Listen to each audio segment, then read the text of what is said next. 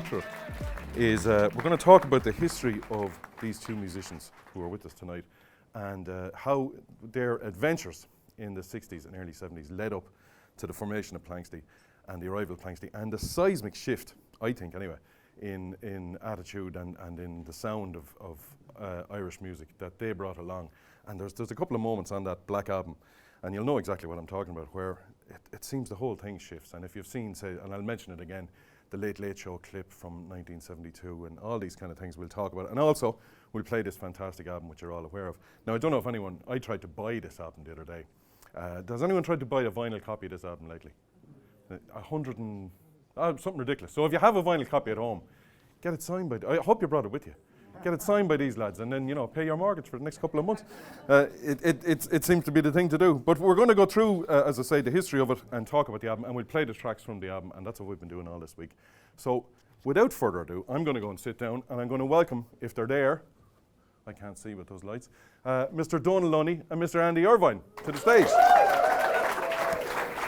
Any sign of anybody?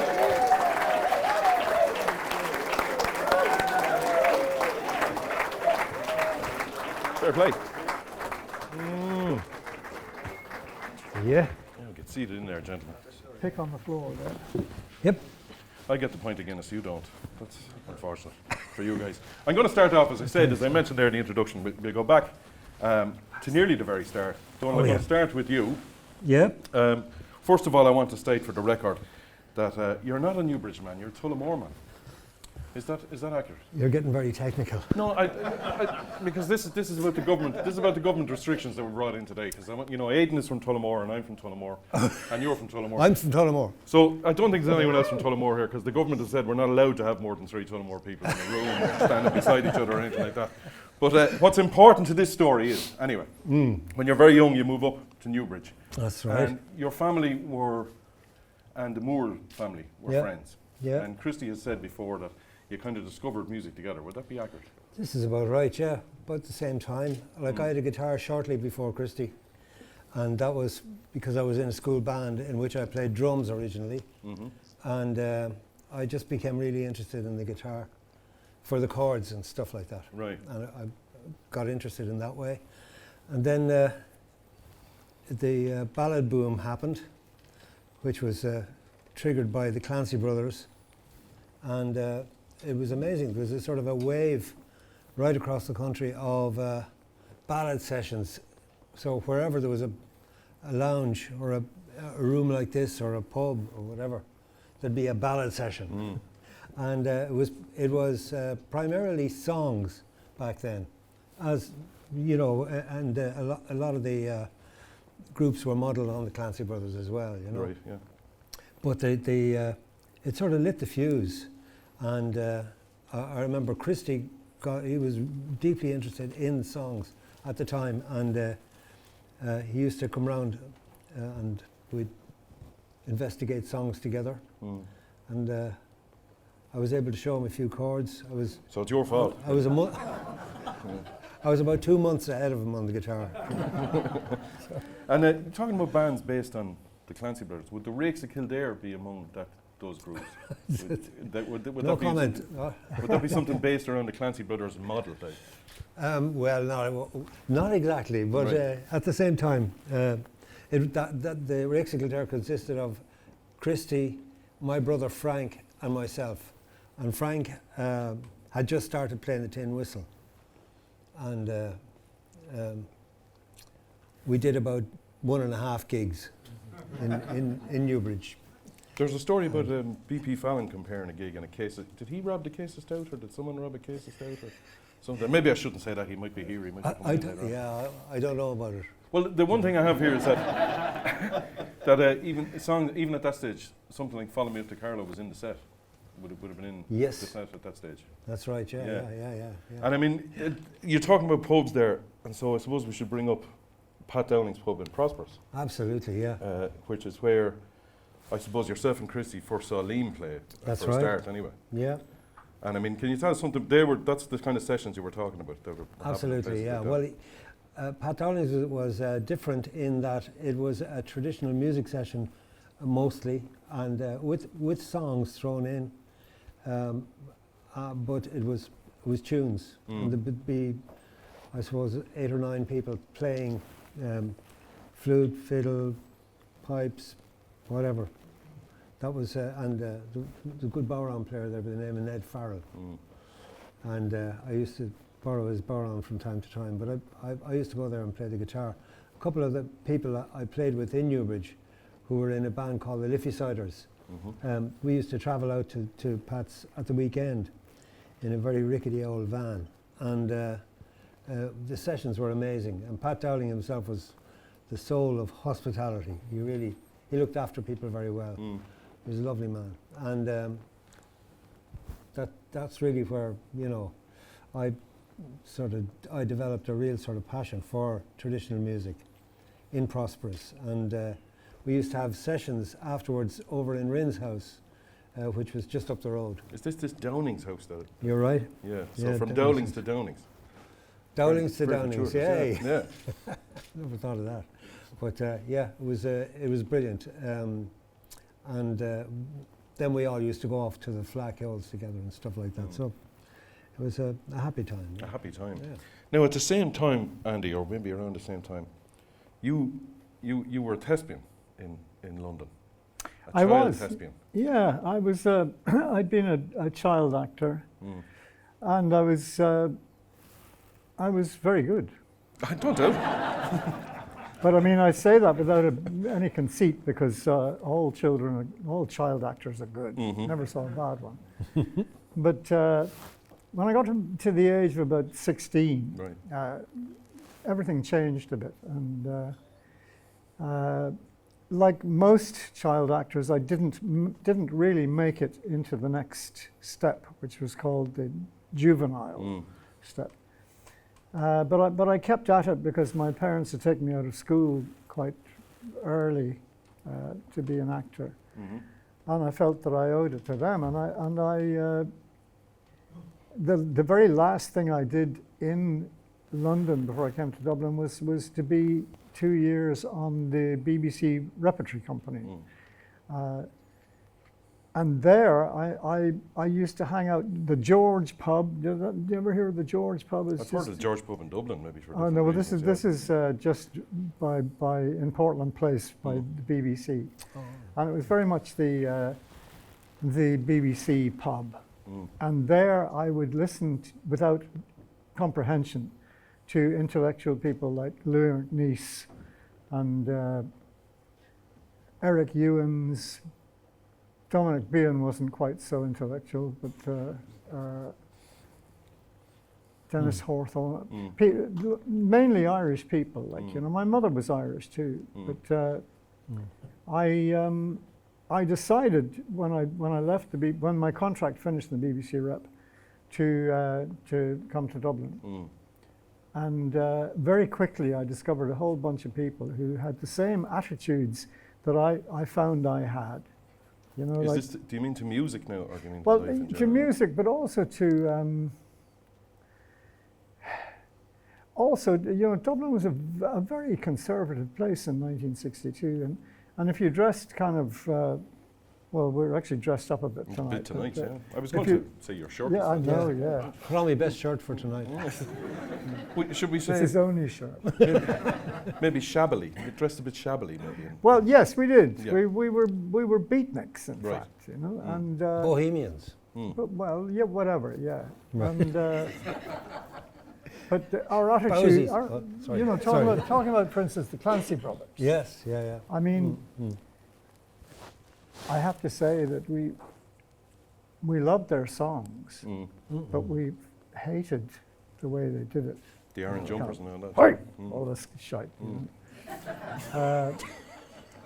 And that was I found the niche in life that I was looking for. And as like, you know, you were talking about acting there, but had the music bug bit you early? I mean, Oh yeah. you were you'd mentioned to me before about Woody Guthrie and hearing Woody Guthrie for the first time and the effect that had on you. Yeah, well, the whole thing for me started in the skiffle boom in mid 1950s. Lunny Donegan made 2 EPs, which were great. Later, he became more commercial and was kind of out. But he mentioned on the back of one of them this name, Woody Guthrie, and I thought, well, that's a great name, like Woody Guthrie, what a great name. And I thought, who is this guy? And not long after that, I was passing a shop in central London, and it was a record. It was a record company called Melodisc, and in the window it had this yellow album called More Songs by Woody Guthrie and Cisco Houston. And I went in and I bought it, and I brought it home, put it on the turntable, and the very first bar, I thought, yes, I found my lodestone.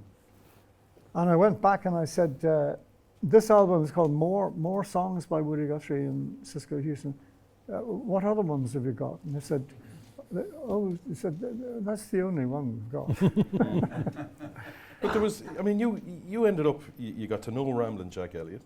You actually were sending letters to Woody Guthrie. Not that they all got there, but you ended up in his newsletter. Yes, you mentioned his newsletter. Yeah, so I mean, this was a serious thing. Well, it was, and I used to make tapes for Woody, sometimes with Jack and sometimes on my own, and I was told by the people who used to look after him at weekends that he sang along. Well, so I can say I actually sang with Woody Guthrie. That's pretty good. That's pretty good. Can I bring you back to Dublin and and finding this kind of thing here? There's two stories. There's first of all in O'Donoghue's singing along to the Jacks. The cistern in the Jacks was broken. It was making a drone, and you were using this as an accompaniment to sing songs. You haven't read my autobiography, have you? I've been following you around surreptitiously for the last couple of weeks. But that's a true story, is it? Yes, it is. I love that. And I went in there a couple of years ago, and it's still there. Wow, I remember it, yeah. Yeah. It's brilliant, yeah, to sing a traditional ballad against this drum. Yeah. Oh, wonderful. The other character that comes up there is meeting Johnny Moynihan for the first time, an important fella in this story. And there's a story about him giving you a pair of socks for gloves on your motorbike. Well, that's right. The first time I met Johnny was down at Flackhill in, I think it was in Newcastle West. And yeah, it was quite late at night, and my friend Pierce McAuliffe had to get back to Dublin to open up the warehouse at 9 o'clock. And it was a cold night. And Johnny gave me a pair of socks to wear on my hands to ride the motorcycle. And we got as far as Bird Hill. And I said, Jesus, I can't go any further, I'm frozen. And so we found a hay barn, and we didn't get up in time. And next I heard of my friend Pierce McAuliffe. He'd been fired and emigrated to the Isle of Man. I bet they're off. Yeah. Probably, Warehouse never opened again. Yeah. Around this time now, to come back to you, Donal, first of all, there's an image of Christy Moore working as a bank teller in Clare, which seems very hard to reconcile with Christy Moore. But you were in college, you were up here then at that stage in college and playing in various folk bands, and eventually ended up in a thing called the Emmett Spiceland, which I want to ask you about. Now, there's a couple of characters introducing this. First of all, there's Christy Moore calls it, you were a folk boy band or something like that. And Christy Moore says there wasn't a dry seat in the house when you played. Is it like that? That's right, yeah. That sums it all up. That's about right. Yeah. Now, there's an album called The First, That's right. produced by a man who'll come into our story again, Phil Coulter. That's right. And tell us about Flan the Leprechaun on this album. Well, I'm not sure whose idea he was, but he was a mascot. Right. And I will say that after we recorded the album, and after the dust had settled a bit, and after I'd heard it for maybe the 5th or 6th time, it taught me a really sort of important lesson, to be really, really careful about what you put on a record. Yeah. Because this record, which I think the in between, there was talk in between the spirals, and this was with a view to we were speaking to our fans. Right. We had a following in Dublin who used to turn up at any of the gigs that we did. We played Liberty Hall about every 5 weeks or so, and really, and we had a very loyal following who used to of teenage girls who would dress the same as us as well. Like we wore very expensive outfits. Could you describe one of those outfits? We had very expensive haircuts and frilly shirt. Lovely. Yeah, like very carefully trimmed bell bottoms, and sometimes a fluffy cravat or something like that. Nice, you know, nice. whatever. Really cool. Yeah, cool. Yeah. And anyway, I mean, around that time, I should say, you mentioned Christy earlier on. Christy and I actually shared a bedsit in Pierce Street over, I don't know what the place is called now, but it's on that crossroads beside Westland Road Station. There's a pub across the road. It was over that pub, and it was a fairly squalid bedsit. And Christy used to have to make himself presentable enough to go into the bank the next day. And that was, you know, borderline.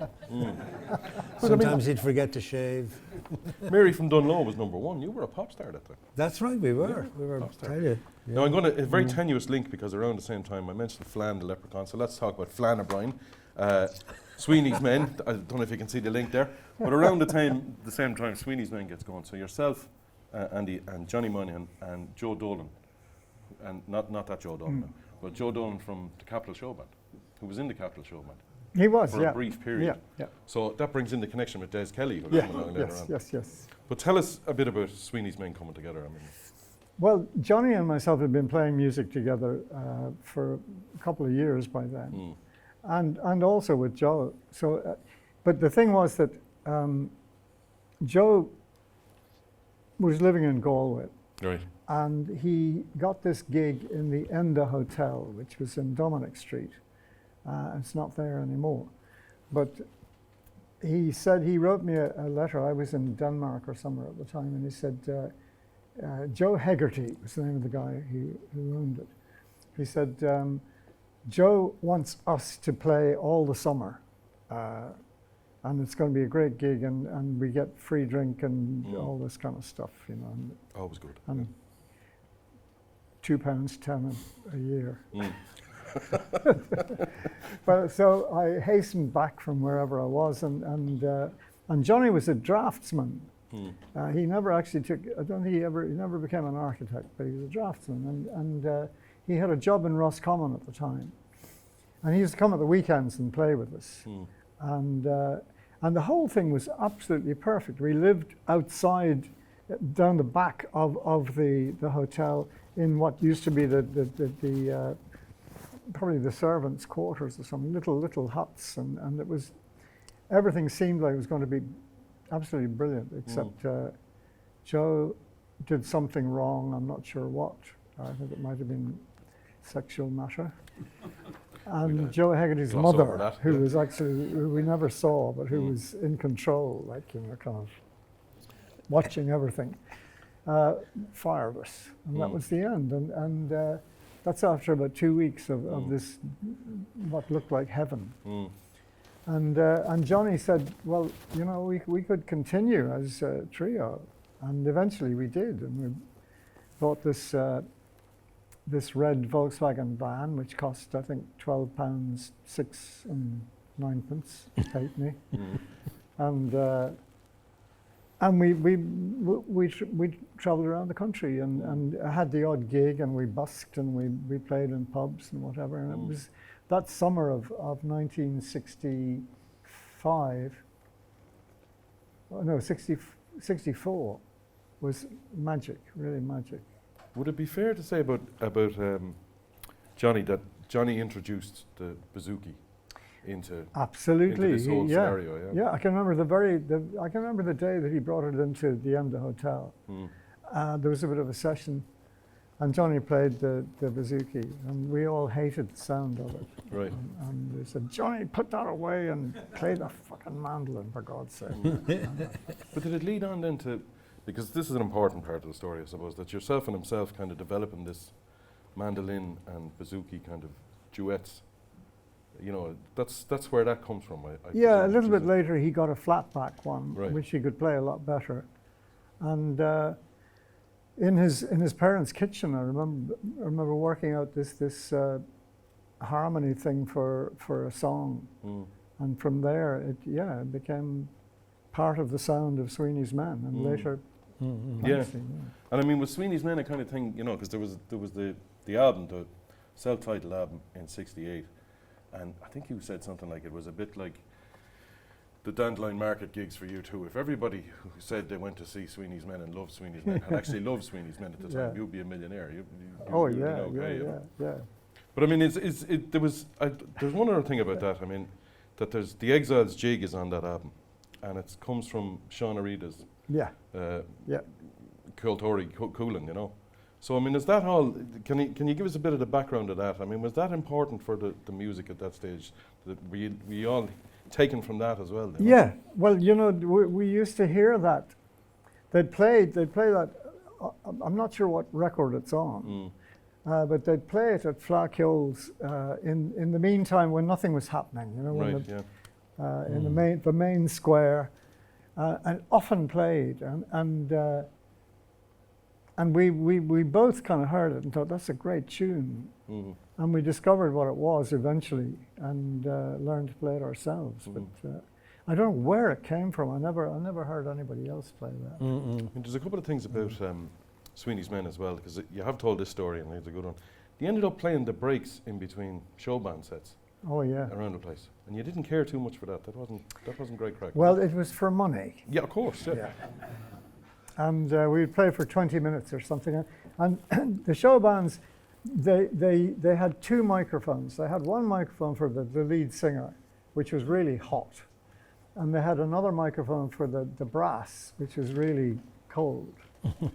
And they were the only two mics they had, and they would not change. There was no way they would change the settings on the what was it called, the PA, the mixer they used in those days. Oh, I don't know, but I actually didn't realise that you did a lot of that. Well, you must have done playing, that too. The Emma Spiceland did loads of that. Yeah. Exactly the same thing, which was arriving with just the instruments, and it was really the show band would take a break, which was probably about 11:30 at night, and in the middle of a dance, and you had to make the most of whatever mics were there. There might be two. There usually were more than one. It was either 2 or 3 mics, and there was no control over it, and there was nobody in charge of it. Everybody left, and the audience would all kind of shuffle up to the front and kind of look up at us as we sang away. It was the same for you, I'm sure. Well, except for us, they'd shuffle up to the back. And would there be characters like I'm going to mention a name now, Noel Carty and people like that, looking at you askance? Does that name mean anything to you at all? Do you remember? It does, I remember that name. Yeah, that's a relative of mine. Yeah. That's why I bring it up. Right. Okay. But I mean, there were some awful. I mean, there were a couple of dreadful moments. I remember one of these gigs in Kilmuckridge in County Wexford, and I used to play the guitar on The Old Maid in the Garret, which was our the big actually number. Only went to number 6, but at least it got into the hit parade. And I'd started off by going bum bum bottle dee bum bum bum bum bum. I could not hear one note of that because the crowd was going. All right, you could hear something. 3,000 people in a concrete block, and Johnny and Terry were playing into the dead microphone, you know, the brass players' microphones. I couldn't hear them either. and I thought, okay, Andy, now you have to sing. And I thought, but what's the key, Andy? I had no idea. I'd heard no music. And I sang that song, I sang the first verse in what I thought might be the key. And then at the end of the first verse, I heard a little something from Johnny's bouzouki. I thought, oh God, I'm singing flat. So I sang the next verse, semitone sharp of that. And I sang the song in all 12 keys. I mean, by the end of that, I mean, was that part of the reason why you said, listen, I'm off, I'm going to head No, no, it wasn't. The reason I was off was because it was a general thing in Europe. People suddenly discovered, young people suddenly discovered that to go and see the world, all they had to do was have a bit of a rucksack and a thumb. Mm. And I'd been with Joe Dolan, I'd been out in Europe a bit. And I got bitten by the same bug, and I just said, I've got to go. Well, tell us a bit about that, because you headed off into, you didn't go to India now, or where? No, I didn't go as far as... you didn't go that far? No. So you went and discovered something else that's going to come into the story. And remember that black album I mentioned at the start? We'll get to that. I'm definitely working towards it. But so when you went off to the Balkans, and not only travelling around, but I mean there was some musical discoveries there as well. Yeah. Well, I remember the first time I heard Bulgarian music, I picked up a lift in a truck, and the driver was trying to talk to me in Bulgarian, and I had very little of the language, and the noise of the truck was too loud for me anyway. So eventually he turned on the radio, and this music came out, and I thought, wow, that's fantastic. And I bought a few kind of, I never learned it while I was out there. I bought a few records and brought them home and listened to them really carefully and tried to discover where was the beat, like, you know. Yeah. And eventually I made some progress, and so that brings it back to when the two of you started playing as a duo at that time. And Andy passed the bouzouki to you, and you discovered that. And This is true, yeah. Oh, yeah. I mean, was there something about the way the chord sounded on that suited what you were trying to do? Absolutely. Well, that followed later, but I took to it immediately. I found a bouzouki in among a mound of instruments in the corner of Andy's bedsit. I was serious. There was about 40 instruments of various sorts, and they were in a heap in the corner. And I remember the neck of the bouzouki sticking out, and I kind of pulled it out. The pile collapsed. And I can remember just playing it and thinking that I love the sound of this. It was a Greek bouzouki, a proper Greek bouzouki with a round back. And right-handed. Right. yeah, but anyway, I played it for several hours, and Andy threw me out with the bouzouki. That's what he gave it to you. In fact, he To let you take presented, it away. he gave it to me on If the you spot. leave, you can take this with you. Yeah. If you leave now, you can keep the bouzouki. Yeah. Well, hang on, that's not true. He in such a short time, he made such a great stab at playing it. I thought, well, he deserves it. Thank you, Andy. Yeah, no, really, you were great. But well, the thing about it was that the tuning of the bouzouki is very easy. Anyway, it's almost, it's not quite a mirror of itself when upside down, but it was easy to play right-handed, Right. backwards. And when you gave it to me, I immediately switched the strings. And when I switched the strings, I took off the octave strings. It had 2 octave strings on it, like a 12-string guitar, you know. Yeah. And that kind of was part of the character of the instrument. It was really a very nice quality, you know. Would have been heard in the great Alec Finn's playing. He played a bouzouki with an octave string on it, and it was there sort of just gleaming away in his sound, you know. So the octave string and the tuning, the way it was tuning, I mean, it invited these kind of open chords. Was it that kind of thing? It absolutely did. Well, the tuning most of all, because I took off the octave strings and put on unison strings, and it did change the voice of the bouzouki. But it was the openness of the tuning that I discovered very soon was really suited to traditional music. Yeah. I didn't quite understand why. I wasn't thinking very hard about it at the time.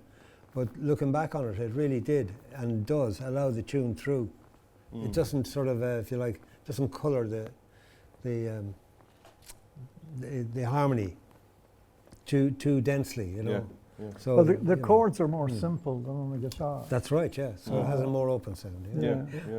I mean, at the same time as this is going on, Christy is making a name for himself a bit he's gone over to England at this stage, I presume, Yeah. and making a bit of a name for himself. I mean, there is a story when he went over first that he was working in the pressing plant, that he was the guy pressing Good Vibrations by the Beach Boys for EMI when he went over first of all. Anyway, that's a different thing, but he was making inroads, but he did make a debut album called Paddy on the Road, and he'd said himself that maybe this had showed him what he didn't want to do, you know. So he was, at that stage, he was thinking about making album number 2. He's aware of Liam as a great piper, and he's aware of you two guys. So we're leading up here to the Prosperous album when he decides to come back over and calls up you guys. So can you tell us a bit about how that came together? Well, Christy just turned up, and he had, I don't know whether he had assembled a bunch of musicians already. Yeah. I mean, there were 8 or 9 of us, I think, with Christy. Oh, not that many. No, there was. I mean, apart from people who became Planxty, there was as Ronnie Drury used to call him, the bald fellow with the long hair. Clive Collins. Clive Collins. Yeah. And a guy called Bland who played the Dave Bland, yeah. But I think that was about it. Really? Kevin Caniff. Yep. Yeah. No. Anyway. That's 7.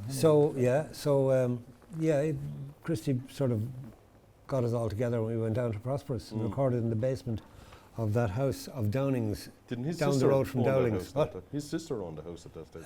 Not quite, no. But she eventually married Davok, whose family owned the house. Okay. Yeah. And at that stage, I think, Davok's parents still lived in the house. And I'm sure we upset them many a night. Playing until 3:30 in the morning downstairs in the basement. But it was a big house. There's songs on that. There's 2 songs on that album, and you know what I'm going to talk about here. Gaeltacht Gypsy and the Cliffs of Dooneen that you would re-record again. But I mean, was the idea when that recording was done, did everybody kind of look at each other and go, maybe we should get a band together here? What do you think? Is it that kind of thing? Well, not from my part, no. But I think, you know what, the rehearsal for Prosperous was held in my flat. all right, okay. And I have it on tape. Right. And I have on tape you talking about the transition from the Gaeltacht Gypsies to Tour Dundalore, Okay. which should be worth thousands, shouldn't it? It should be. Do we want? Actually, I'll tell you what we do. Maybe we could listen to that as the first track, because it's the first track on the Black Album. What we're talking about there, Gaeltacht Gypsy into Tour Dundalore. So maybe we'd have a listen to that first of all, if you're ready, there, lads. And there were 3 old gypsies came through our hall door, and they came brave. The round of applause is justified. All right. Is the innovation there going from a song into a tune? I mean, was that something that wasn't really done before? Is that and who came up with it? It was a moment. Yeah. All right, yeah. I don't know who paired the tune with the song. Well, we did it with 3 Drunken Maidens. You're right. We did, and we did it with the Jolly Beggar. That's true. We had a piper in the band who could not be restrained. I mean, were you looking at Liam O'Flynn, who was, Jesus, and just going, because there's a clip of you when you played the National Stadium that I've seen, where the 2 of you guys are standing, just looking at him as he's playing and just smiling and going, as if to say, "Jeez, I can't believe I'm in a band with that fella." He's pretty good. Absolutely, he was sublime. Great player. Yeah. And I mean, was that so? We're moving from there. I mean, first of all, one other question I have about that song is, I mean, just re-recording it for the album. I mean, was that just to get a better, just because you thought that's a great moment, we're going to use that for the album as well? You know, re-recording the version that you did on Prosper. Oh, we felt it all worked. Yeah. You know, Yeah. so it was Well, like it was in the set. And Right. it was a huge hit, so we had no option really except to record it again. Yeah. The thing was that we had been playing for the best part of a year before we made that album. Right. So it just rolled out of us Yeah. in the studio. Yeah. So it was kind of, you know, with all due respect to the producer, he had nothing to do really. Yeah. I mean, Yeah. we did what we did. So I know you were anxious to say that. I was going to come back in to say that. Right? well, no. I mean, before we get to the album, I want to talk. Quickly, I want to go through a few things because I'm getting notes here telling me to hurry up. You were playing as a duo, first of all, before the band came together, and the Mugs gig in Slattery's. First of all, where did the name come from? First of all, any idea? Yeah, Just a couple of Mugs doing the gig, or? That was the idea. Yeah. It was a Mugs gig because there was no money in it. All right. Yeah. I know those ones. All right. And we used to. I remember we actually had a little sort of logo or whatever it was, the Mugs gig, which we used to put in the paper every. It was a Monday or Tuesday, and advertise who was going to be there.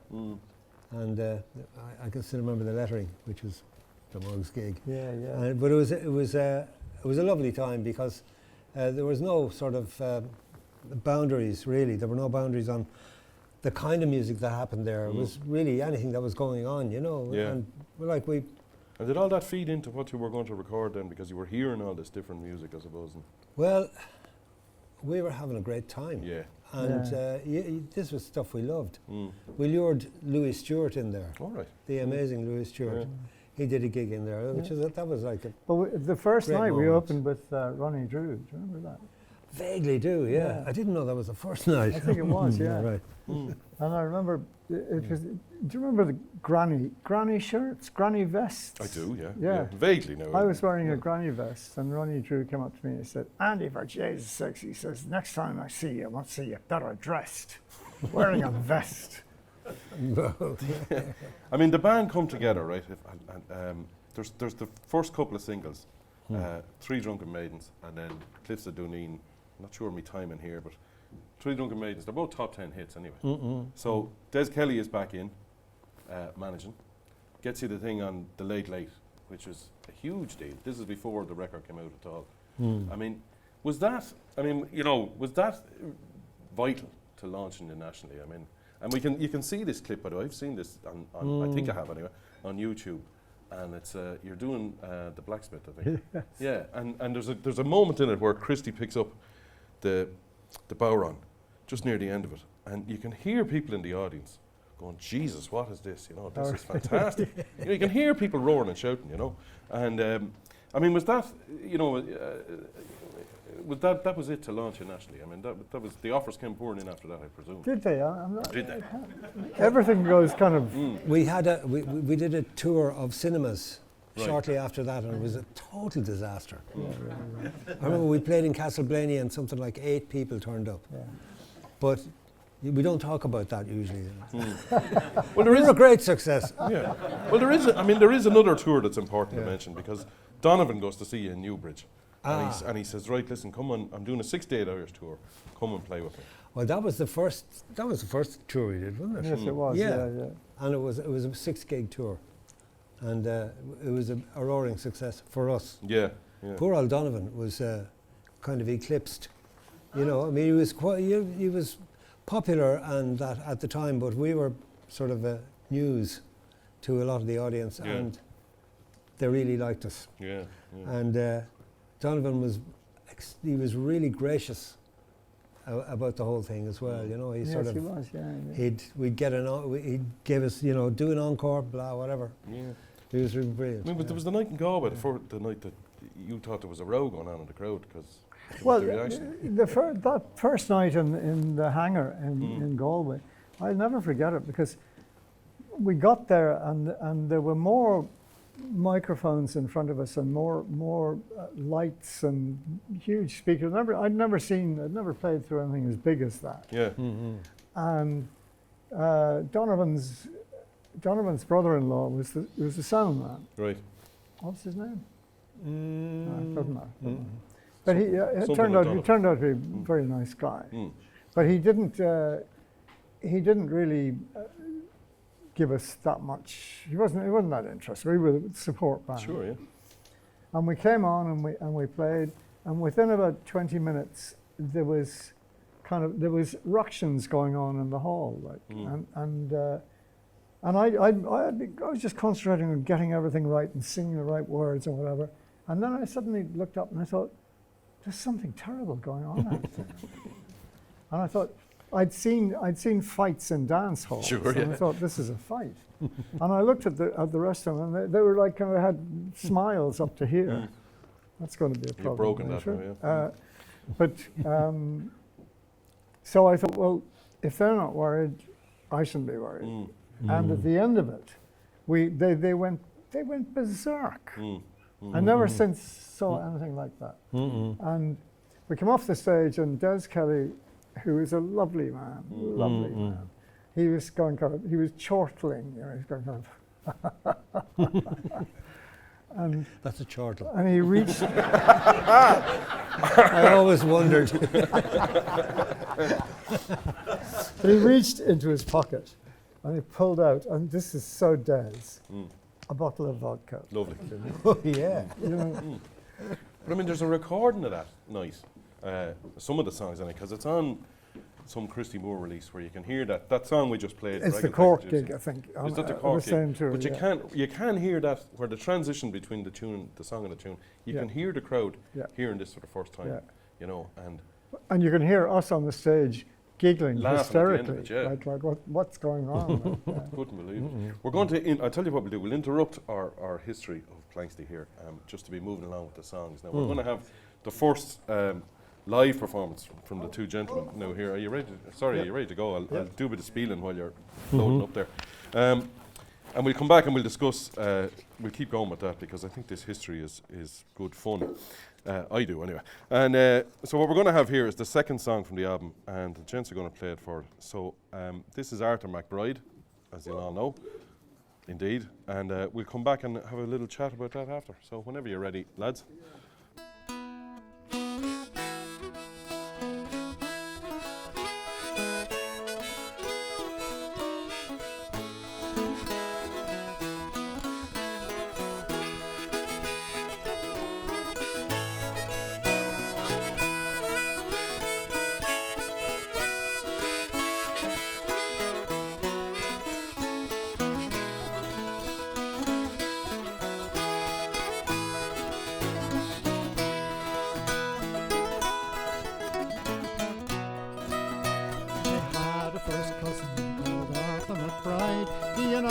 Stroll down by the seaside, seeking good fortune and what might betide. 'Twas just as the day was a-dawning, then after resting we both took a tramp. We met Sergeant Harper and Corporal Cramp, besides the wee drum who beat up the camp with his rowdy dow-dow in the morning.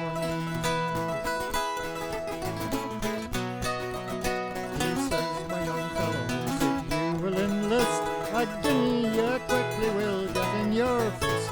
Besides a crown to kick up the dust and drink the king's health in the morning. For a soldier he leads a very fine life.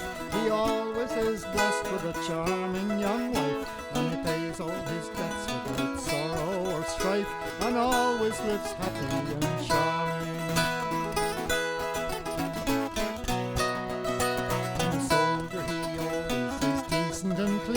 In the finest of clothing he's constantly seen, while other poor fellows go dirty and mean, and sup on thin gruel in the morning. Says Arthur, I wouldn't be proud of your clothes, you've only the land of them, as I suppose, and you dare not change them one night, for you know, if you do, you'll be flogged in the morning.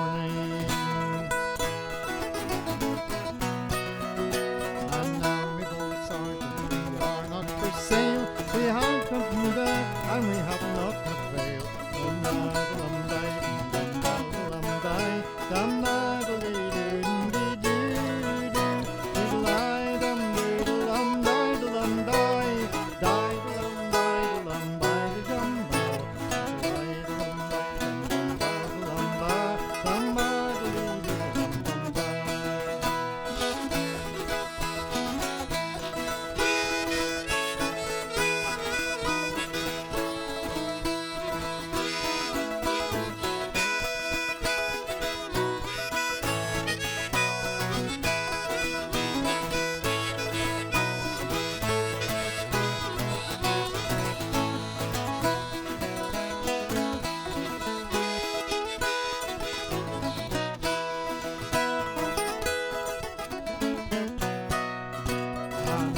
sergeant, till I hear but one word, I instantly now will out with my sword, and into your bodies as strength will afford. So now, my gay devils, take warning, that Arthur and I, we took the odds, we gave them no chance, for alone shout their swords. Our whacking shillelaghs came over their heads, and paid them right smart in the morning. As for the wee drummer, we rifled his pouch, and we made a football of his rowdy dow-dow, and into the ocean to rock and to row, and bad at the tea just returning. As for the old rapier that hung by his side, we flung it as far as we could in the tide. To the devil I pitch, he says, Arthur McBride, to temper your steel in the morning.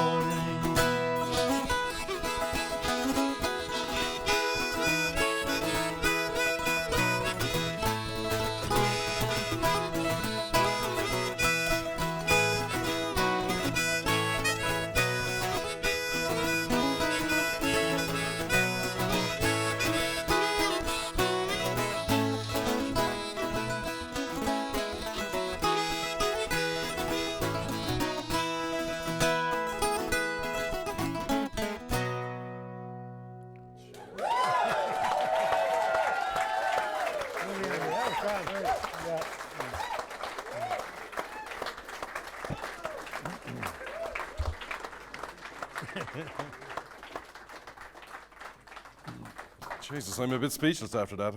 You're not going to convince me I don't have the best job in the world anyway, sitting here watching that. Tell us a bit about that song. First of all, did you really find that in the National Library? You know, did you go in and... No, I didn't. I'm not.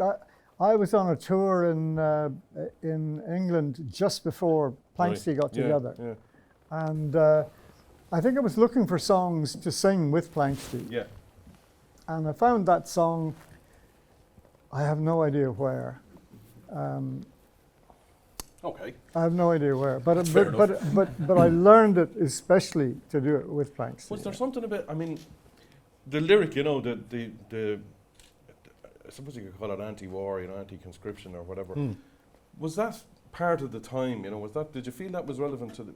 Was that part of what the attraction was to the song? You know, was that feeling in the air at the time and all that? Was that part of it? I think it would have been, yeah.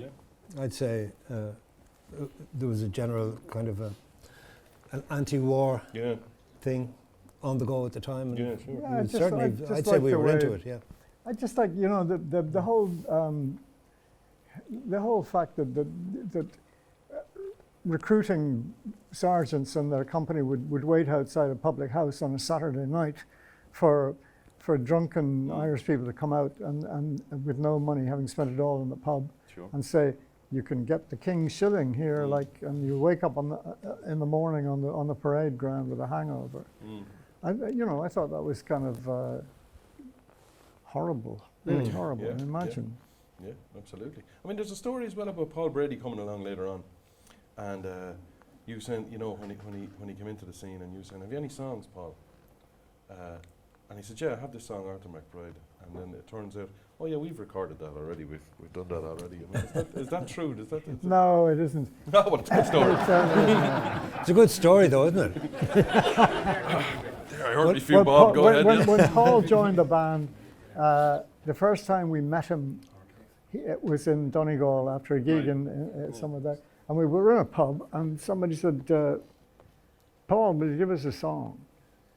And he took out the guitar and he played that, and we were all just blown away, of course, as everybody was subsequently. Well, what I'm going to do is I'm going to move on, because I have another question about just as the band formed, but it does tie in to the next piece of music on the record. And before you move on, just to say that Andy used to go into the National Library and come out with great songs. Well, that must be where I'm getting mixed up. Yeah, I did do that. Yeah. I mean, was that a case of just going through what old folk No, going through a lot of kind of nothingness until the late, what's his name? God, I can't think of anybody's name these days. Brannock? No. What? Cormac Brannock? Or no. Me too. Sorry. I'll get it later. Okay. But he died quite recently. Mm. He came over to me and he said, "How are you doing?" And I said, "Oh God, I can't find anything here." And he said, "Well," he said, ask them for Songs of the People by Sam Henry. It's in the librarian's office. But if you Wasn't Kieran, was it? Kieran, no. no, Oh, it wasn't. No, it was sorry. the Press Gang. Oh, Sean Corcoran. Sean Corcoran, of course. Yeah. Yeah. Mm. God bless him and God rest him Mighty too. Sean, Yeah. yeah. And so he put me onto that, and I found. I mean, still to this day, there are songs in there which are worth looking at. Sure. Mm. What we're going to do is we're going to play, as I said, the next piece of music. Number 3 on the album there, Planxty Irvine. If you want to roll that Colette, because I have the clipboard and everything, I can say that.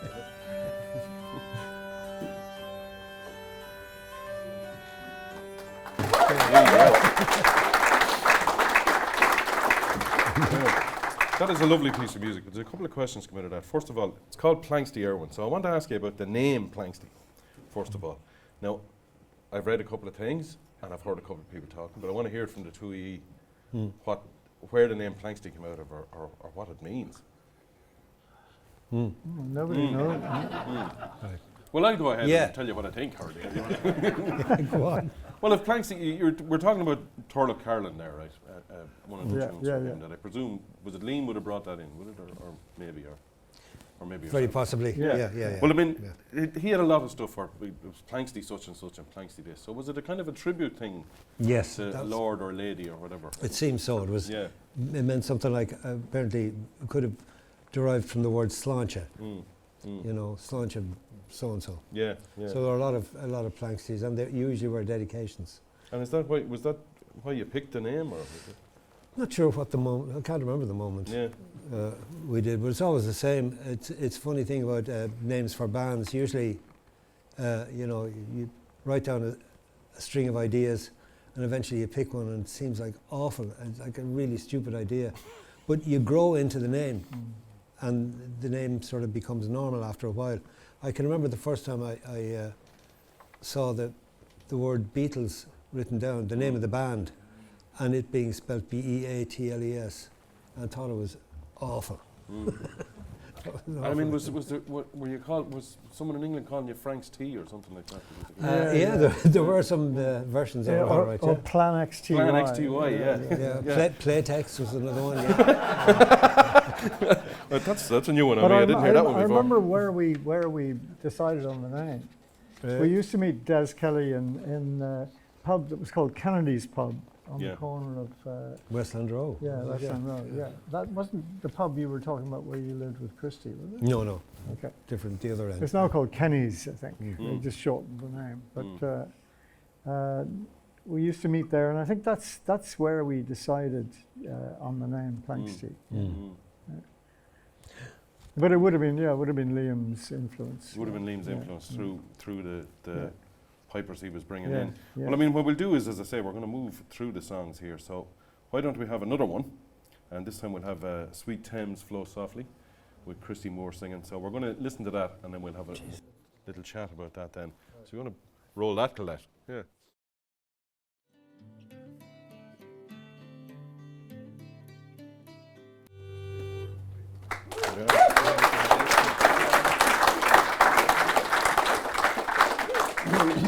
Couple of things there. That's a song that Christy took in from Ewan MacColl. That's a Ewan MacColl song, isn't it? Mm-hmm. So it was bringing in the English folk influence as well as anything else, I suppose. Well, Christy had come back from playing up and down the length of The folk clubs in England, England and Scotland, and had been there for 5 years. Yeah. It was a pretty big deal, though, at that stage, wasn't it? Oh, it was. Yeah. Well, he actually learned his craft there really, because an awful lot of entertainers, singers, were in effect like stand-up comedians. Sure. Yeah. Because like the people, he was a big mate of Billy Connolly's, and Billy was on the scene exactly like him at the time. And there was Hamish Imlock was another hilarious man who cracked as many jokes as he sang songs. And Christy was into the same thing, so he obviously picked up a lot of influences while he was there as well. You know? And was can I use the word innovations in that? I mean, there's the harmonica and the pipes together, and in the piece of music we had before, you had the hurdy-gurdy and the pipes. These were different than what was happening in trad or folk before, bringing these two together. I mean, Yeah, well, I remember the main rehearsal we had was we had 2 or 3 days in the old Metropole in O'Connell Street. And I remember going to the first rehearsal and feeling a little bit kind of edgy. yeah. I didn't know Liam that well. Was he intimidating because he was? No, he wasn't intimidating, but well, he was only intimidating in the fact that he didn't say very much. Oh, And yeah. Yeah, he was negatively intimidating. Yeah. But I didn't know him. I just didn't know how the situation would go. And we rehearsed in the morning, and at about 1 o'clock, Liam looked at his watch and he said, "Well," he said, "anybody going up for a pint?" And I thought, yes, okay, we're in our grannies here. And I remember rehearsing that. We had the old road manager of the Capital Show Band. I think there were 2 of them. There were 2 brothers, Seamus and Sean McCabe. I think we had Seamus McCabe, who set up the 2 speakers and the Dynacord, all the stuff that was traditionally used by show bands. And we rehearsed with the PA, and I remember rehearsing that and discovering how well the pipes and the harmonica seemed to suit. And that was on that song, And it was, I mean, is that Liam, you know, playing the pipes, and I mean, you know, everyone else looks at the pipes and doesn't even know how to pick them up, you know. Looks like an octopus or something like that. I mean, I read that, you know, pipers are expected to spend 20 years learning how to play, you know, 7 years an apprentice and then 7 years at the next stage and all that. I mean, did he get stick from hanging out with long hairs with guitars and with stringed instruments and playing the pipe? No, he did. He did Yeah, he? Personally? He probably did, although there was one sort of brilliant kind of anchor that he had, and that was Seamus Ennis, Right. who was the man. Seamus was the piper of his generation, and he was Liam's mentor. And Seamus approved of Planxty. Right. He gave us the thumbs up, and that was all Liam needed. So there would have been conservatives, if you want to call them that, or purists in the traditional scene, and there still are, you know. Yeah, sure. And there are people who prefer the music the way it used to be, and that's it. It's like it's carved in stone already. But there's, you know, the other half of the traditional world, like the fact that it's alive and changing. Yeah. You know, and so Liam kind of bridged between the two. Would you say there was room for the, you know, traditionalists? That's important as well. I mean, there should be room for both, I suppose. Absolutely. I think it's the best way to have it, maybe. Oh, yeah. Preserve the old ways, but don't just keep it in a museum either. Don't keep it in a museum, but don't lose what we have. And I mean, I think that's really important. And there's, you know, that there are kind of influences. The sheer volume and availability of all kinds of music now more than ever before. Sure. Good old Spotify. Great. You earned a 0.0.12 of a cent there just from my class. Well, we're waiting. Don't spend it all on one pay for a shot. taxi home anyway. Yeah. If we're lucky. But anyway, there's that, and it's like this. It's really like a huge tide of music, and I don't know. Well, I think Irish music will survive all right. But but it's crucial that it's taken in what's going on around or it not as well. dissipated and not lost, and that it still has its soul. You know. Yeah. Well, talking of soul, there's another bad link. We'll have another bit of Liam there. If we play the next track there, which is Junior Crehan's favourite, and Corny is coming, and then we'll have a bit of a word about that after. So that's the next one on that. Here's your cue.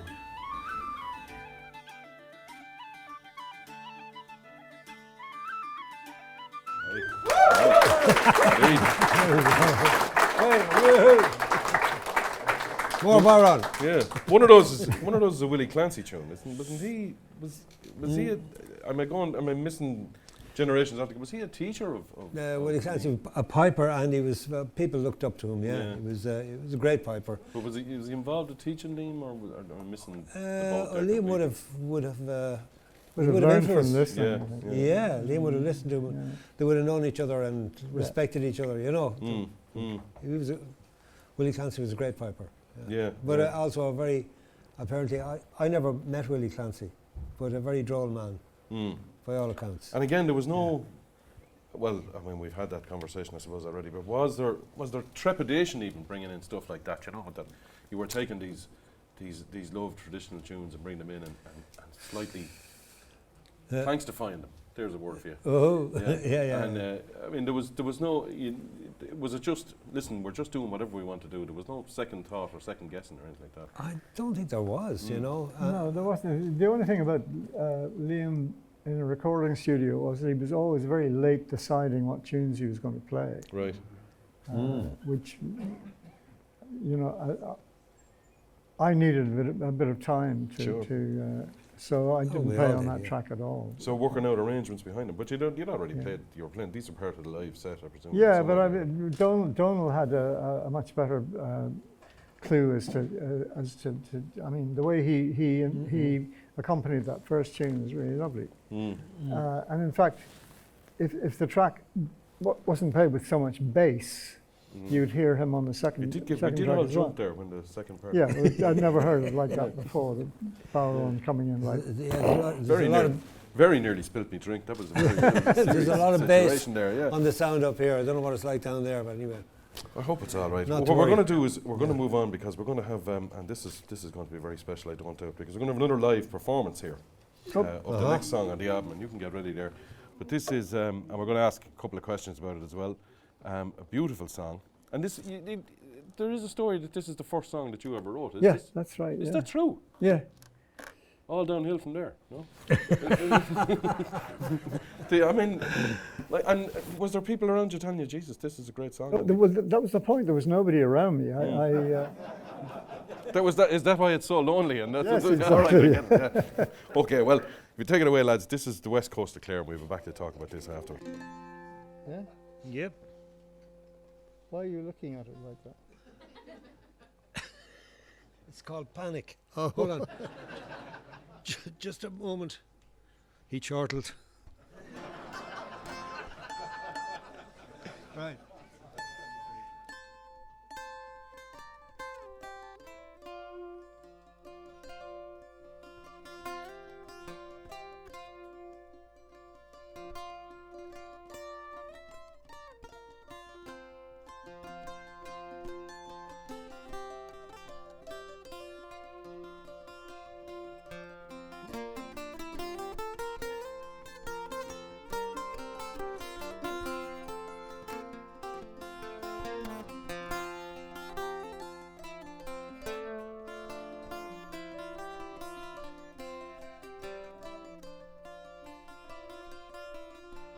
Sorrow and sadness,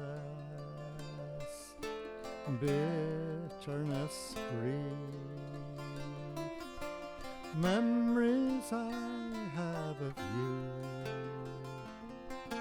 won't leave me in peace. My mind was running back to the west coast of Clare, thinking of you and the times we had there.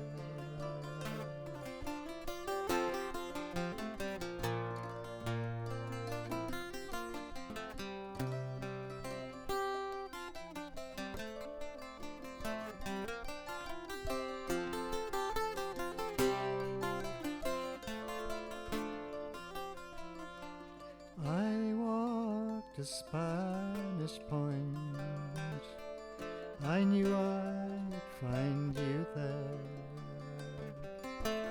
I stood on the white strand, and you were everywhere. memories fade, but the mood still remains. I wish I could go back and be with you again.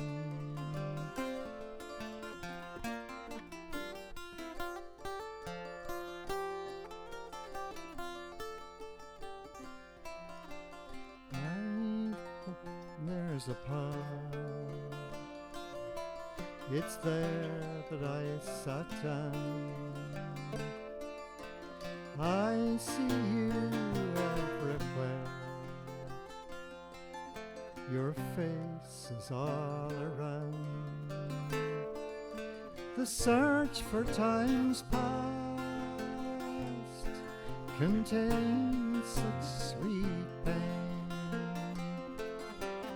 I'll banish lonesome thoughts, but they'll return again.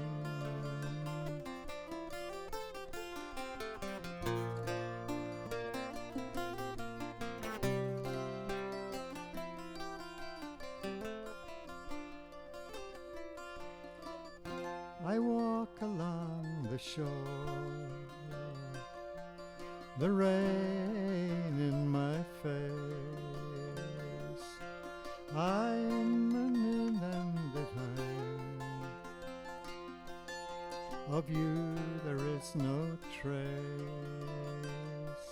I'll think of this again when in foreign lands I roam, walking with you by this cold Atlantic foam.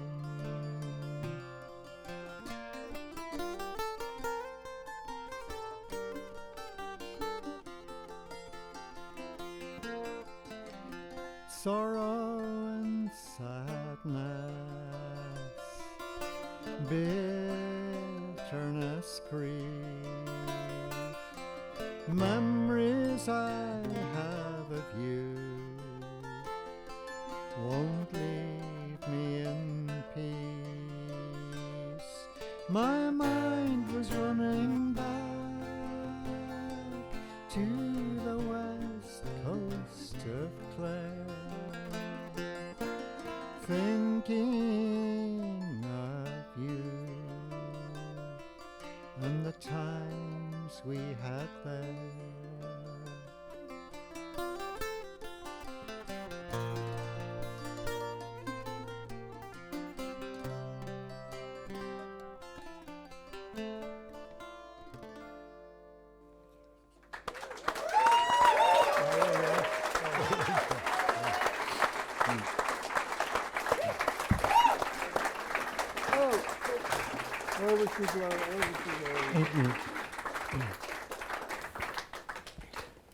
Jeez, that was pretty good. All right, yeah, that wasn't too bad. Tell us about. I mean, that song. Is it about? First of all, there's a line in it there. Memories I have of you won't leave me in peace. Which, Jesus, that's a great line because that's happened to us all. Every single one of us. I don't think there's anyone that wouldn't have happened to. Is it about a specific person, or is it about the place? You know, about Clare in the '60s and having a bit of crack down there for a few years and missing that, or? Well, it was a bit of a mixture. It was a bit of a slightly, on one side, a bit of a love affair, and on the other side, it was the Flaciols in 1964 and 65 in Scariff, Right. which from where we went on to Milltown Malbay and listened to Willie Clancy and things like that. Yeah, it was a wonderful time. It was, There's a real, you know, the melancholy air in it. There's a tin whistle in the recording. yeah. It's so lonesome you'd nearly adopt it and take it home. You know, I mean, it's that kind of thing. It's just sorry. It's just you've captured something there with it. Anyway, I mean, I want to go back to where we were here on with the history because there's two things I want to talk about that happened in the year before the album came out. First of all, there's the initial tour of England where the special branch chased you up and down. Oh, yeah. Chased you up and down what certain Brits would call the mainland, but I wouldn't know. But, That's right. I mean, was it that kind of a tour? Was there a lot of funny cigarettes going on, that kind of thing, you know? There was the odd spliff. Yeah. Yeah. Jamaican Woodbines, yeah? That's as much as I'll say. Right, okay. Okay. For legal reasons, that's fair enough. But I do remember we on the way back to Holyhead, we opened all the windows and we cleaned out the entire van. We hoovered out the And van. when we got there, the customs man went kind of like that, and he said, and we thought, oh Christ. They've been waiting for us. Yeah. Yeah. And he said, "Are you the Christy Conor show band?" And we said, "No." And he said, "Oh, okay." I mean, there's also in that July, this is Brilliant. Do you remember that? this is Yeah, in the July Christy- '72, which is very rock and roll. It was the first Peel session. Do you have any memory of that, or Of the first one? Peel session? John Peel, the session with John Peel. No. Any memories? Okay. You'll just have to take my word Was, for that. was, yeah. was he even there? I mean, Who was he there? I don't know. Yeah. I don't know. That definitely. I didn't make that up. Now that definitely exists. You know? There'll be these kind of gaps will increase in number as we go along. Right. Go on. I mean, that feeds into the next piece of music we're going to hear, because I'm going to ask about the kind of themes on this album. But let's hear number 7 there, the Jolly Beggar, first of all, and then we'll come back and then we'll have some more of that. Of me making stuff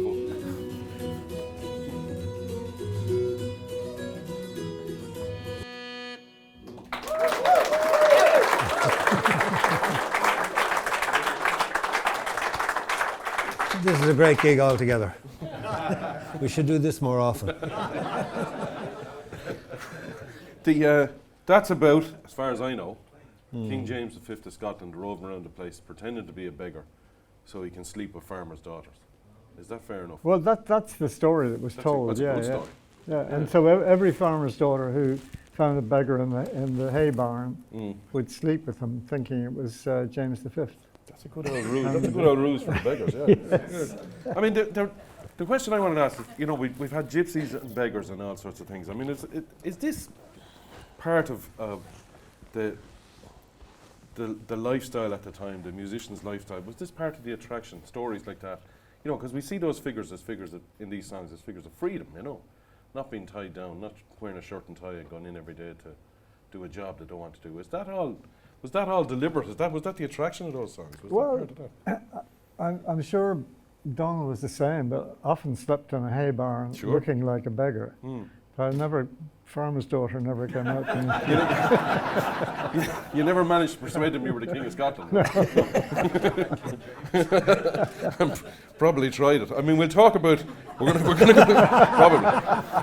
to go on. We'll go on to the next song in a minute. I mean, I want to talk about going to London first of all, which is around September '72. Would that be the right? This is going to record the album itself. All right. And would that be right? You were going, oh yeah, Yes. yeah. I mean, No, it's Yeah. September 72. Yeah. Well, Andy and I talked about this last week, and we were amazed at how little we remember of the first album. So keep talking. I will. I'll be with you in a minute. I mean, the signing the contract for it first of all, right? Because I have to ask about this with Phil Coulter and Bill Martin. Now you had encountered, as we mentioned earlier, Phil Coulter before. This is It right. wasn't the greatest collaboration of your That's career. right. That's right. I mean, were you reluctant to sign anything to him? I mean, out of the four of you, were you the reluctant one to sign?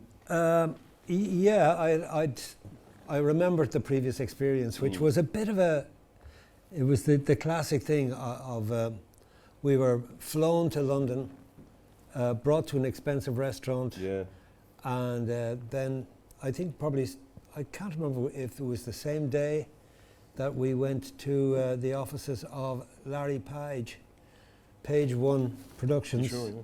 and with Phil and Bill Martin, we signed a contract that our manager warned us not to sign. Our manager was a solicitor. He knew what the contract meant, but we didn't listen to him. I was like, we don't care if we get nothing, we just want to make a record. And that was really it. That was absolutely it. And around that time, that worked a lot of the time. Like a young band wanting to make a a record. It was like, just give us the money to make the record and we're happy. And that was absolutely what we wanted. So we realised afterwards we'd no rights, and it was like we got nothing out of any of the stuff that we did, the album or the singles. And I didn't feel very positive towards Phil second time round, but it kind of didn't matter. Again, we wanted to do this. It seemed we were getting a good deal from Polydor via Phil and Bill. Was Bill? He was in on it then as well, was he? Well, he was. We never met him. Yeah, I had met him all right, but we were offered a sort of a. It seemed like an awful lot of money at the time for a 6-album deal, and we said, okay, hey, at least we don't have to worry about how to pay for recording the albums. It's it sort of chimes with the story of the rock musician who won the lotto, and when he was interviewed immediately afterwards, he said, "Can you tell us, is this going to change your life?" And he said, "No, not at all. We're just going to keep giggling until the money runs out." So it was kind of the same principle. We just wanted to play music, and this was an opportunity to do so. So even though I had misgivings, we managed to do what we wanted to do. Well, winding back a day or two from that, Right. Des Kelly came to visit me, and he said, we've got it, we've got a contract. And we thought it was with Polydor. Right. And I think he did too. And he said to me, guess how much it's for? And I like Donal, I really didn't care. I said, I have no idea. He said, go on, guess. So I said, whatever I said, I don't know. And he said, £6,000. That was a hell of a lot of money in 1972. But it turned It's my out. fee tonight. Huh? Anyway. Well, whoops. But so he said, it turned out, of course, it was for 6 albums. Yeah. And the recording costs would be subtracted You were from paying the for that, money. yeah. So we didn't actually get paid anything at all. I mean, is the long-term thing about the contract, does that still rankle? I mean, I was watching Leagues' documentary about that he made about you, and I always think of what Christy was saying in it about when you're driving down the country and you stop at Applegreen and they've all these CDs here, Best of Irish and all that, and there'll be a bit of Planxty on it. I mean, does that still rankle with you that that someone else owns that and is able to do what they like with it, I suppose? Well, yes. Yeah. Don't buy any more Planxty stuff. Well, it's now owned by a company in America called Shanachie. or a crowd, as Christy likes to say, a crowd called Shanachie. Who just do it what they... Well, they pay us the royalties Right. that we signed for 50 years ago, which is something like 3%. Yeah. So, I mean, we get... Kind of give up on it, yeah. So you wouldn't be able to... It's not paying for a house in the Caribbean or anything? No, we wouldn't be able to buy a Planxty album. Yeah. I've tried. Yeah. We'll go on. I'm conscious we're motoring through time here. So if you ever see the words in perpetuity on a contract, tear it up. Okay. Yeah. Will you give us the next song there? This is one sung by Christy. This is Only Our Rivers, and we'll come back and we'll talk about that then. I'm conscious we're running short of time, but if you're all okay to hang on, that's okay.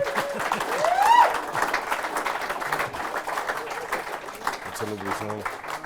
I mean, is that you can that's ostensibly about the North, of course, but sure, that could be about cultures all over the world. I mean, you could apply it to other cultures as well. Absolutely could, yeah. Native Americans, anything like that, Sure. I mean, was there because there's that and Follow Me Up to Carlo, and we made an executive decision while that was on not to cut into people's drinking time, so we might have to cut out a song or two. But there's that, there's those two songs that you could say were political songs, you know, or you could point at and say they were political songs. Was it a conscious thing to steer away from that slightly, or to steer into it, you know? Lyrically, I mean, you know. Yeah. I think we were aware of the fact that that was a political song, but it was quite subtle. Yeah. And it was very gentle. Could be interpreted in a different way if you approach wanted to it, yeah. Whereas, I remember at the time, like, RTE was very sensitive to exactly what they played on the radio because of the sort of what was happening in the north as well. So, well, I'm not sure. I heard Coughlan McConnell, Mickey McConnell's brother, say that he Mickey, didn't who wrote write the that song as a political song anyway, but it was taken as such anyway. And I can remember playing a gig in Ballymena with Planxty, and we were all a little bit. Chrissy said, "I'm going to play Only Rivers Run Free," Right. Yeah. and we went kind of, okay. And I have a memory of Liam and myself. Like, Liam played the whistle and I played the hurdy-gurdy, and we came in a verse too early because we were shit scared. Like. Just out of nerves, yeah. I mean, did you? That leads me on to another question. I mean, you as in, you know, born in England, and please don't take this the wrong way, but did you get any guff about playing this kind of Irish music? Did you experience any kind of racism, I suppose, or any kind of, you know, stuff like that any time during that period at all? No. No, I never did. No. No, that's great. I slotted in. Yeah. You didn't put on the accent or anything like that? he went into Donahoo's and just blended with everybody in there. Brought around, I suppose. And then merged. Yeah. I mean, what we're going to do is, as I say, we're going to cut out one or two, unfortunately, because we're just running a bit short of time. But what we will play is the next song, the next piece of music, should I say, which is, and forgive me now for the pronunciation here, because I have a D in pass level Irish in the leaving, and it was hard fought for and hard won, so I'm going to do my best here. But she biog, she vuor. is that someone from the department of the Gaeltacht? You said that before you finished. But let's play that first, and we'll have a brief chat about it then, if we can have that one.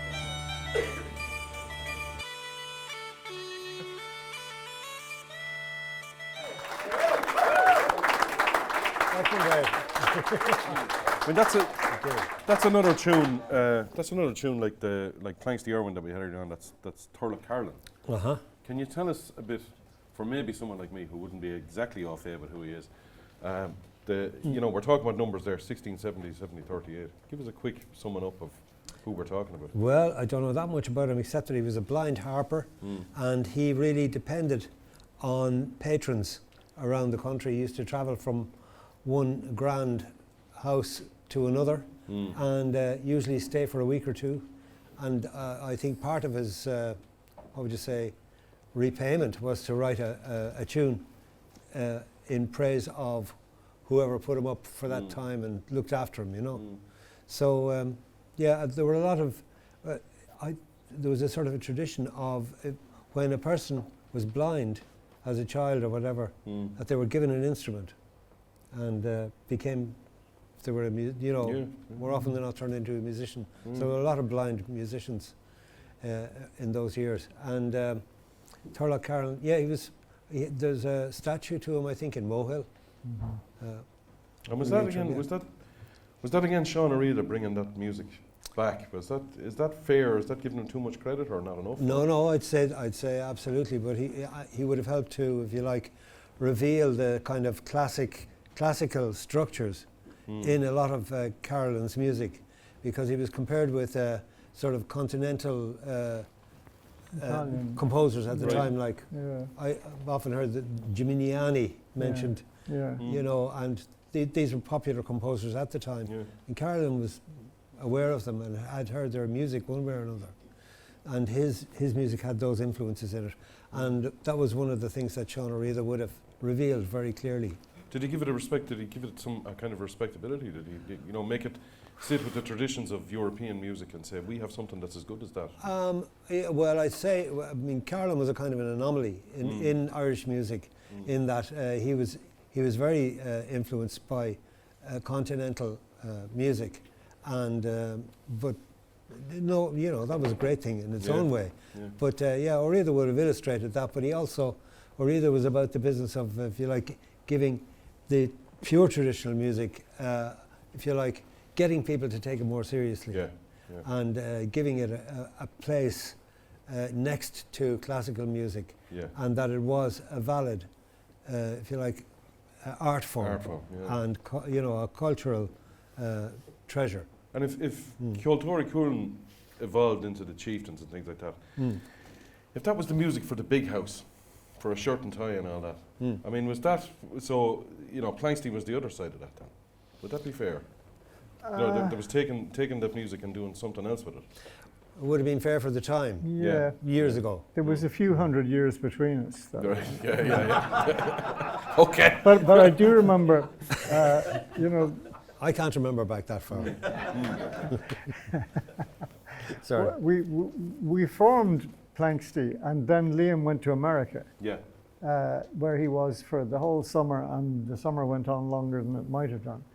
And when he came back, that was one of the tunes that he had learned in his travels, but that was a tune that he played for us a couple of days after coming home, and that kind of knocked us out, and we thought, okay, we've got the right man here. Yeah, absolutely. I mean, before we let you go into it, I'm not going into it, but before we let you go into the last song that we're going to have, or maybe the last of two songs if we're lucky, how do you see the album now? I mean, how do you see, I mean, can you see yourself, can you stand outside it and say, oh yeah, that had an effect, you know, that's an important record, or you don't see it like that, or, I mean, how do you see, you were saying when we were talking before we came on, and you said you were listening, you know, that you got together, the four of you got together when you got a tape back in the day, and you were thinking, this is really good. Yeah. You know? I'm not sure I've listened to it since. Right, okay. Well, you heard a bit of it tonight. Well, yes, we're not hearing it that well from here, though. All right, But I mean, can you see what I'm talking about? Can you see the importance of it, or you don't see that, or? Well, I'm not sure that any of us really ever quite understood the success that we acquired from that moment. I mean, we were doing what the four of us did. You know, we were three individuals: Christy, Liam, myself, and Donal was the man who glued it all together. Yeah. And so that, you know, it was what we did. Yeah. Absolutely. Yeah. It's not that we had no control over it, but it was what we loved. Yeah. And that was what came out, and we were really happy about that. It just happened very naturally. It was organic. Organic, that's a nice word, Yeah. I mean, before we go into the last song, which is going to be the Blacksmith, there's a couple of points there that, first of all, because you said it to me early on before we come on, was it this kind of thing that made Phil Coulter just get out of the way when he was producing, I'm going to put that in inverted commas, this record, you know, stuff like this. I mean, it was stuff like this because Blacksmith goes into what is maybe known as the Black Smithereens, and this you know, Eastern European influenced piece of music, which is, you know, it's new to the tradition at the time, certainly. I mean, was that the kind of thing that he stood out of the way and said, Janie, I don't know what I'm doing here, might be best to leave it alone? Well, when I said he didn't have to do anything, it was really that all this music was cut and dried. It was rehearsed. Yeah. We had played it in on gigs, and we didn't want to change any of it in the studio, so there was no question. And I think he accepted that, so he let us get on with it, really. We were kept out of the way for the mixing, which was, we felt a little bit unfair. But then again, they were afraid of us maybe interfering and making it a much longer process. You know, like if we all got into the control room, we'd be going, can you turn up the guitar? Can you turn down the bar on? You know, we'd still be there. But that's what they were afraid of. So we were kept out of the control room. I mean, and something like the end of it there, I mean, were you able, did having someone like the musicians around you, you know, and having Liam O'Flynn there and being able to say, well, I can do whatever I want now. I can let this song go off and take in this 5/8 time. I can do this, you know, because we have we have the ammunition here, we can carry this off when you're putting songs. Was that the case when you were putting songs like that together?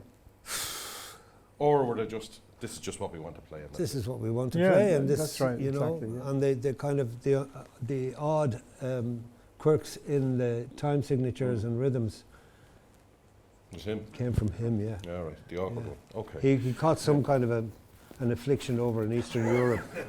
He brought it back in. It caught on in Ireland.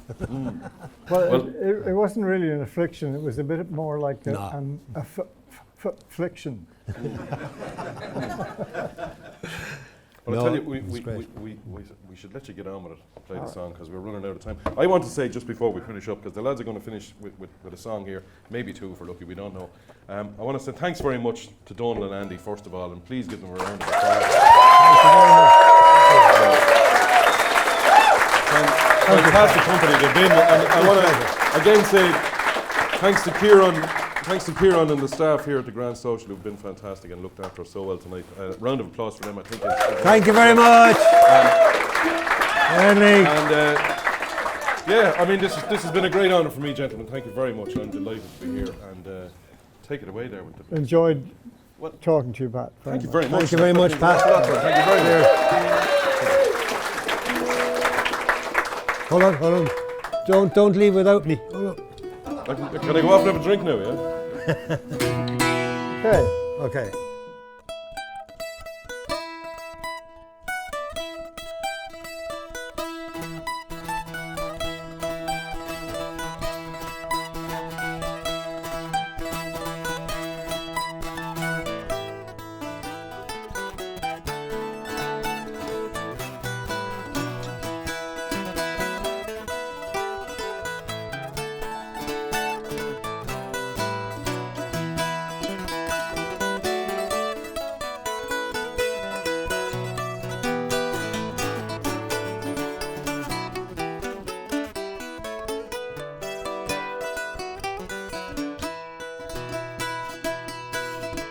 A blacksmith courted me 9 months and better. He fairly won my heart, wrote me a letter. With his hammer in his hand, he looked quite clever. And if I was with my love, I'd live forever. But where is my love gone, with his cheeks like roses, and his good black billycock gun, decked around with primroses? I'm afraid the scorching sun will shine and burn his beauty, and if I was with my love, I'd do my duty.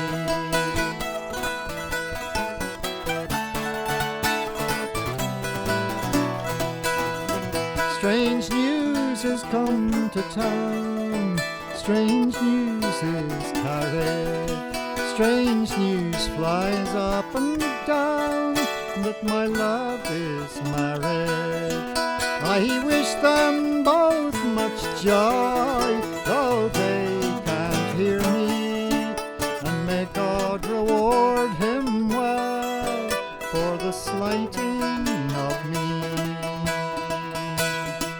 Don't you remember when you lay beside me, and you said you'd marry me and not deny me?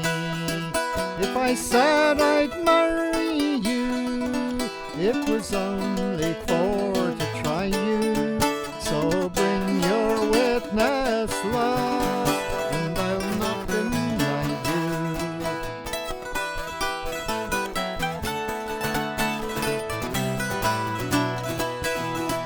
Oh, witness have I none, save God Almighty, and may He reward you well for the slighting of me.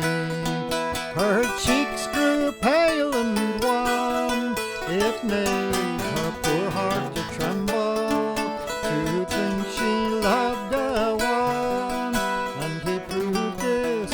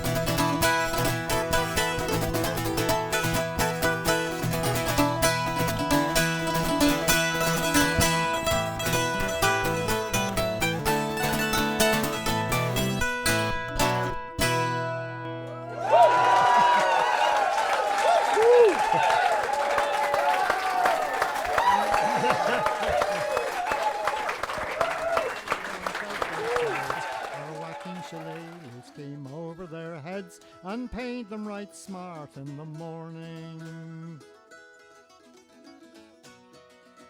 As for the wee drummer, we rifled his pouch, and we made a football of his rowdy dow, and into the ocean to rock and to row, and bade the tedious returning. As for the old rapier that hung by his side, we flung it as far as we could in the tide. To the devil I pitch you, says Arthur MacBride, to temper your steel in the morning.